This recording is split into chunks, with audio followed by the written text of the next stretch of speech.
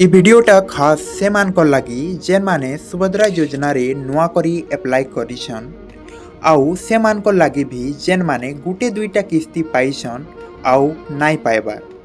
किछि जन कमेंट करी पचरेछन कि नुआ आवेदनकारी को केते टंका मिलिबो 25,000 20,000 10,000 या फिर 5,000। सबू डाउट इ वीडियो रे क्लियर हो जिबा। एबे मोर कथा ध्यान दे करी सुनबे।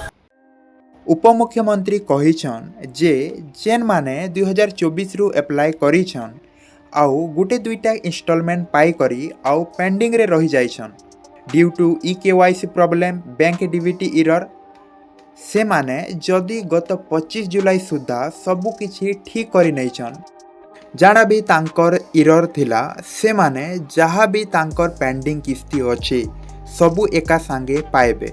जदि गुटे पाइछन बेले 20,000 पाइबे, जदि दुईटा पाइछन बेले 15,000 पाइबे।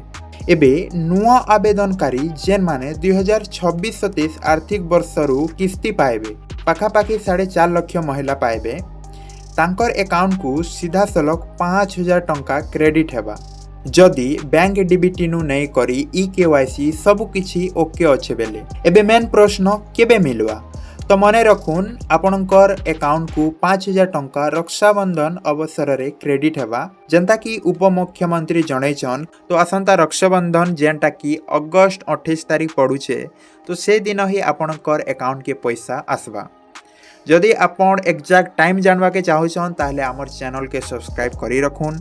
तार अपडेट जेते बेले आसबा आमे ई चैनल माध्यम रे आपनको जणाई देबु। आउ जदि मने किछि प्रश्न अच्छे बेले भी कमेंट सेक्शन रे लिखि दौन आमे तार उपरे गोटे सॉल्यूशन वीडियो नै करी आसमु। तो रहुछे जय जगन्नाथ जय मां समलेई।